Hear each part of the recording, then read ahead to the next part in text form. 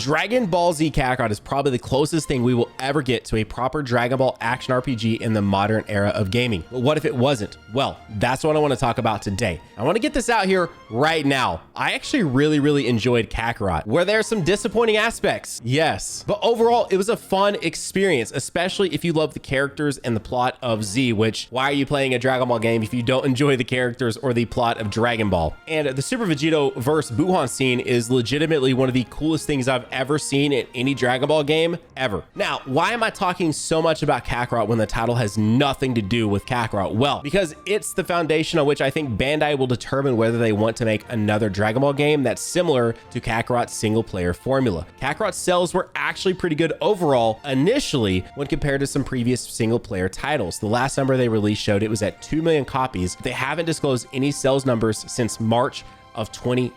And unfortunately, that just doesn't compare to the more recent Dragon Ball titles, Xenoverse 2 and Fighters. Fighters' most recent numbers showed that it had sold 6 million units, making it one of the top 10 best-selling fighting games of all time. We're putting this up there with Tekken, with Street Fighter, with Mortal Kombat, a top 10 best-selling fighting game of all time. Xenoverse 2, as of March 2021, has shipped over 7 million units. And it's also worth noting that as of summer of 2018, literally almost 3 years ago, Bandai announced that Xenoverse 1 and 2 had sold a combined over 10 million copies, which is why, now knowing that, Kakarot's 2 million copies kind of pales in comparison. And to be honest, it isn't even fair to compare a multiplayer arena fighter game or a 2D multiplayer fighting game to a single player experience. Those were always going to perform better given the nature of those games and the audience that those types of games attract. But is all hope lost for something similar to Kakarot to release? Not necessarily. In all actuality, now that the engine is completely built, a sequel would be much easier to develop, and it honestly just makes sense. A lot of people really want them to give us this exact same treatment to, of course, Dragon Ball Super, and then even the potential of the original Dragon Ball. However, something about original Dragon Ball just doesn't sell, and I just don't think it seems worth it in the eyes of either Toei, Bandai, Shueisha, or someone, which if you look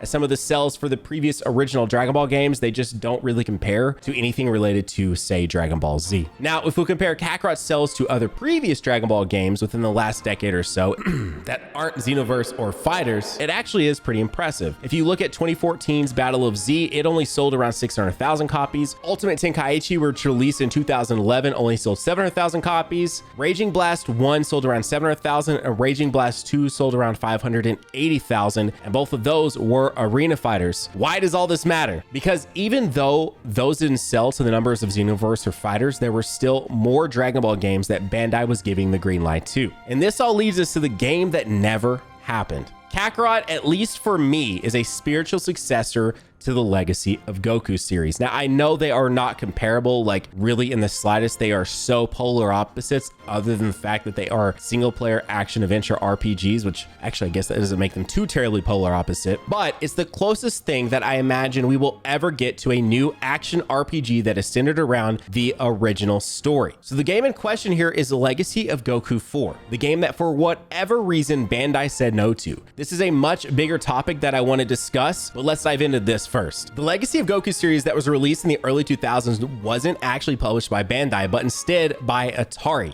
And all three games combined sold a little over 2.5 million copies based on what little data I could find. These games were developed by a company named Webfoot Technologies, who actually released teaser images for a few different concepts of a follow-up to their original Legacy of Goku series that ended with Boo's Fury. Webfoot posted these concepts on their Facebook page back in 2016, and all of them are kind of just different ideas for different platforms. This one in particular, as Webfoot noted, is a screenshot of an old Game Boy Advance prototype, but would have made a cool battle mode for Legacy of Goku 4. They go on to actually note, just for some background if you care, yes, we developed Legacy of Goku 1 as an indie game. This part is important to what I'm going to talk about in a moment. Without any funding, they didn't give us a contract until the game was almost finished. Then when it sold well, we got contracts immediately for Legacy of Goku 2. Now the rest of this is actually maybe a story for another day, so stay tuned. So if we move beyond that into their actual first proper mobile game concept, this one is interesting. What it looks like to me is essentially a typical mobile game from 2016. I would have played it, if we're being honest, but it definitely wouldn't have been my first choice of the concepts they present here. Next up is a 3DS concept that does look interesting, but again, nothing really too crazy. It's just kind of taking what we know with Legacy of Goku and kind of building on top of that to make it work on the platform that was the 3DS. Then here is another isometric style that actually could get me excited if they got the aesthetic just right. And I think a Diablo style Dragon Ball game would actually be pretty fun and would work. And yeah, that's basically Legacy of Goku. So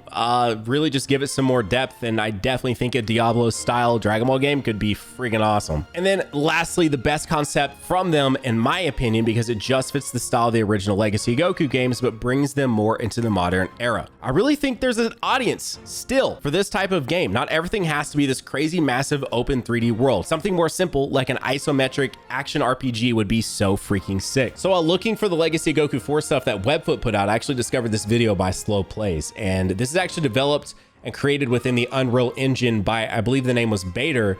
And it looks like what they were going for here with the aesthetic was maybe like an Octopath Traveler aesthetic, because you've got kind of like this 3D environment, but like a sprite type character. And I'm not gonna lie to y'all, I think something like this could be sick. So I have a link to the full video down below if you want to check this out for yourselves, but I thought this would be worth showing in here because we're talking about what we like to see for a future Dragon Ball game, and this would be sick. But all of this brings up a super interesting topic. What is next for Dragon Ball games? It's worth noting that 2020 could have really thrown off their plans, and we're about to see some crazy stuff coming down the pipeline. But even pre-2020, they were moving just differently with Dragon Ball games. If we look at their previous track record, Bandai gained full access to the Dragon Ball gaming IP in 2008. And from the time span of 2008 until 2016, they released 21 titles.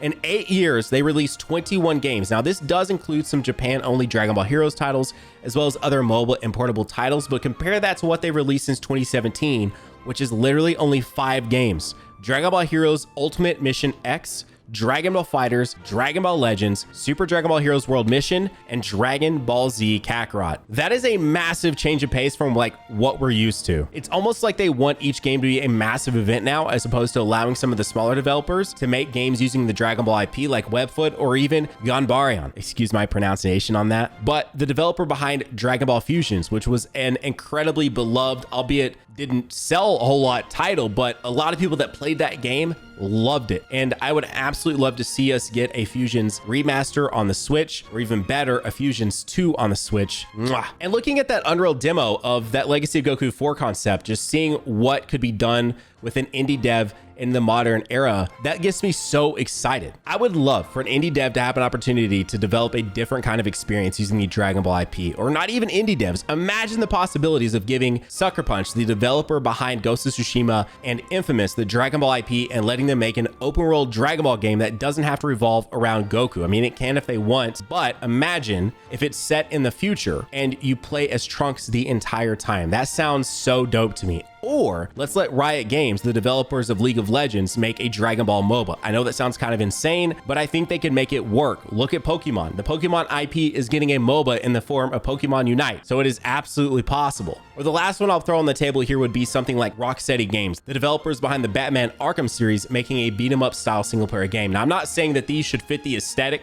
of those games I mentioned, just maybe the gameplay style and maybe meshing what that studio can do with their own aesthetic to the Dragon Ball IP itself. The possibilities are endless here. And the reason why I'm noting all of this, again, if you have any ideas for a company you would love to see make a Dragon Ball IP, let me know down below. But they actually let ArcSys make a game that was kind of like out of the realm for them. The only other Dragon Ball game ArcSys had developed before that was Extreme Butoden, but they let ArcSys develop that game, and Fighters is now held as one of the best, if not the best, Dragon Ball game ever made. I also want to mention that I do think the slowing down of games could eventually produce higher quality games as well, which I'm all for, of course. Releasing games annually only leaves for so much improvement. So if this slowdown of production of games ultimately leads us to higher quality games, I'm all for it. As of right now, we really don't know what the future holds for Dragon Ball games, because as of the filming of this, the only thing we are aware of is more DLC for Xenoverse 2 and the Final Story DLC for Kakarot. So like, we really don't know if this is going to lead to higher quality games or the same thing we've been getting for forever, which again, not that any of these have been bad, but imagine if they were given a full-fledged like 3, 4, 5 years to develop a Dragon Ball game, what that could look like. So right now, looking forward to things, I personally really hope we do start seeing some really dope stuff. One thing in particular that I really wanted to see was a remake of either the Budokai series or the Budokai Tenkaichi series. And I'm not saying an HD collection because we've already got that before, but more in the vein of Spyro, Crash, Resident Evil, like a proper ground up remake of like Budokai 1, Budokai 3, Budokai Tenkaichi 3. Like imagine those games getting like online multiplayer and a full-on graphics revamp and overhaul for the PS4, PS5, Series X, and all of that. What do we have to look forward to right now? Well, at E3, Xbox is going to present this year. And Xbox in the past, most recently, have revealed, of course, Fighters, and also officially revealed the name of Kakarot. Before that, we only knew it as, what was it, Project Z. So it would be very interesting to see if Xbox has something to reveal for us at E3 this year. Anyway, I do hope whatever is next is fun. I really hope they do look into some variety of games. Imagine a Dragon Ball turn-based RPG. Again, like I'm just spitballing here, but I think stuff like that could be so dope. So I feel like there's just so much you could do with it. And I feel like they're wasting so much of it, right? Because the Dragon Ball, like, IP as a whole on the gaming side has sold over 58 million copies of games. I mean, that's massive. That's huge, dude. I'll leave it there. It is what it is. If you guys enjoyed this type of video, consider that like button. If you know my channel, consider subscribing, but have a great day. Keep on keeping on Nanogenix off, and I'll see you all in the next video. Bye, guys.